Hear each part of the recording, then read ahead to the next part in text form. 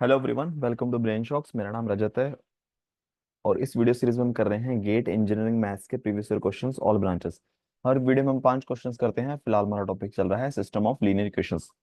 तो first question है इस वीडियो का, the value of q for which the following set of linear equations can have non trivial solution, यानी कि infinite solution हो सकते हैं, जैसे 2x plus 3y is equal to 0, 6x plus q y equal to 0। ठीक है, देखो इसमें मिनिमम एक ट्रिवियल सोल्यूशन तो होगा ही होगा। ठीक है, तो अगर non trivial solution infinite solution कब होंगे, जब जो डिटर्मिनेंट आएगा इस मैट्रिक्स का 2 3 6 क्यू किसके इक्वल आ जाएगा, 0 के, यानी कि इसका रैंक 1 के इक्वल आएगा। ठीक है, तो 2q-18 is equal to 0, q is equal to 9। ठीक है, वो भी देख सकते हो। देखो, अगर 2 इंटू 3 6, 3 इंटू 3 9, तो ये दोनों इक्वेशन आपस में लीनियरली डिपेंडेंट हो जाती है। इट मीन्स अगर यहाँ पे 9 होगा तो ये इसका मतलब एक ही इक्वेशन देखा जाए तो। ठीक है, एक ही इक्वेशन है, दो वेरिएबल है, तो इनफाइनाइट सोल्यूशन आ जाएंगे। ठीक है, नेक्स्ट क्वेश्चन है, consider the following system of equations the system has. देखो यहाँ पे भी क्या है,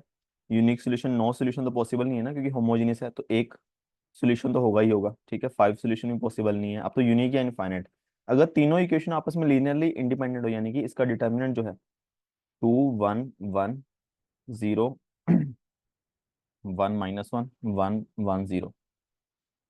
ठीक है, इसका डिटर्मिनेंट 0 के इक्वल आ गया, तो इसके इनफाइनाइट सोल्यूशन आएंगे। नॉट इक्वल टू 0 आया तो यूनिक सोल्यूशन, यानी कि नो ट्रिवियल सोल्यूशन।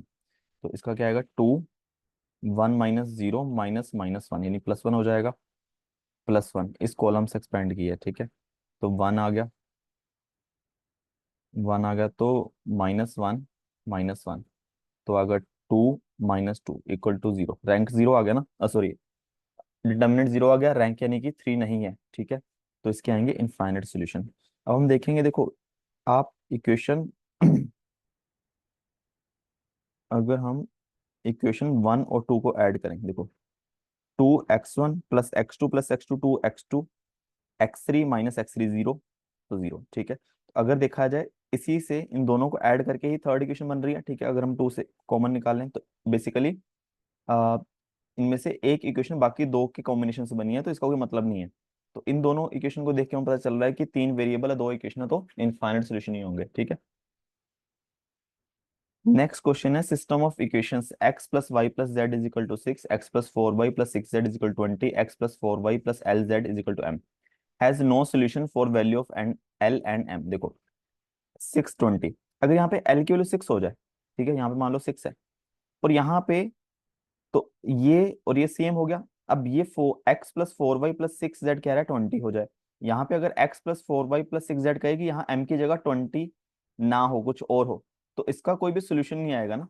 ठीक है, तो इसका आंसर आएगा बी, कि l की जगह 6 आ जाए और m की जगह 20 ना आए, कुछ और आ जाए, तो इसका कोई सोल्यूशन नहीं होगा। ठीक है, नेक्स्ट क्वेश्चन है, two vectors 1 1 1 1 a square where a is equal to -1/2 j√3/2 are. देखो अब यहाँ पे a क्या है, -1/2 प्लस j√3/2। ठीक है, ये क्या है, क्यूब रूट ऑफ यूनिटी, यानी कि a³ इज इक्वल टू अगर 1 होगा तो तीन सोल्यूशन आएंगे। यहाँ a इज इक्वल टू 1 आएगा, और a is equal to -1/2 plus j√3/2 आएगा, और उसको ऐसे लिख देते हैं। ठीक है, प्लस माइनस इस तरीके से। ठीक है, तो अगर ये दोनों वेक्टर और ऑर्थोगोनल पैरेलल कुछ भी हैं, तो हम क्या करेंगे, इन दोनों का डॉट प्रोडक्ट कर देते हैं। ठीक है, यहाँ फिर इसको एक दूसरे के, एक वेक्टर को दूसरे के ट्रांसपोज से मल्टीप्लाई कर दिया ना, एक ही बात है वो भी। तो यहाँ पे आएगा 1 + a + a²। अब ये 0 के इक्वल आता है जब भी ऐसे क्यूब रूट ऑफ यूनिटी होता है, क्योंकि देखो a³ -1 इक्वल टू 0, तो ये a³ - b³ तो a² - b a² + ab + 1 equal to 0। तो यहाँ से हमें पता चलता है कि एक तो a की वैल्यू 1 आ गई, एक a² + a + 1 इक्वल टू 0। तो एक रूट तो यहाँ से आ गया, बाकी दो रूट ये यहाँ से आ जाएंगे, तो a² + a + 1 0 के इक्वल आएगा।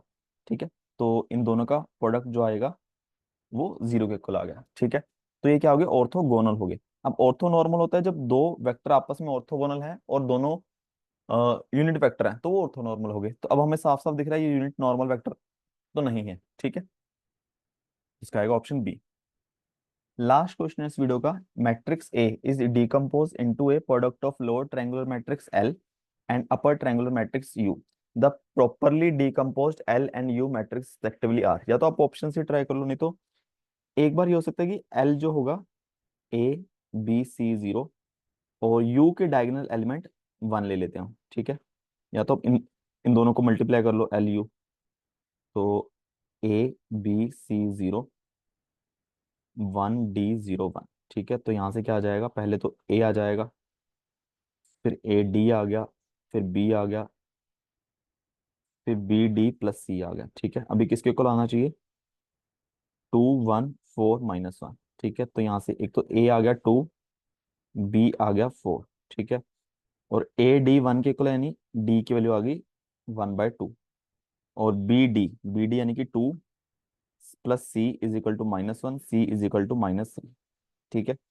तो A two four minus three, two four minus three, D की वैल्यू वन बाय टू, तो ऑप्शन डी आ गया, ठीक है। सिमिलरली आप, चलो ये तो इससे हो गया। अगर आप एक बार जो लोअर ट्रायंगुलर मैट्रिक्स है इसके डायगोनल एलिमेंट वन वन कर लो, इसके डायगोनल एलिमेंट कुछ और ए बी मान के कर लो, ठीक है, मतलब वेरिएबल अदर देन वन, ठीक है।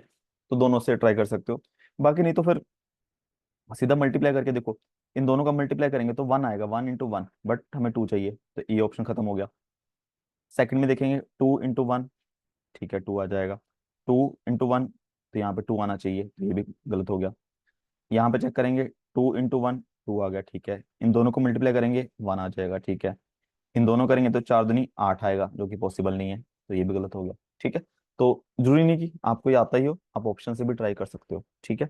तो इसी तरीके से पांच क्वेश्चन हमारे खत्म होते हैं इस वीडियो के। किसी भी क्वेश्चन में डाउट हो नीचे कमेंट कर सकते हो, और वीडियोस कुछ सीखा हो प्लीज वीडियो को लाइक करना, चैनल को सब्सक्राइब कर देना। Thank you so much.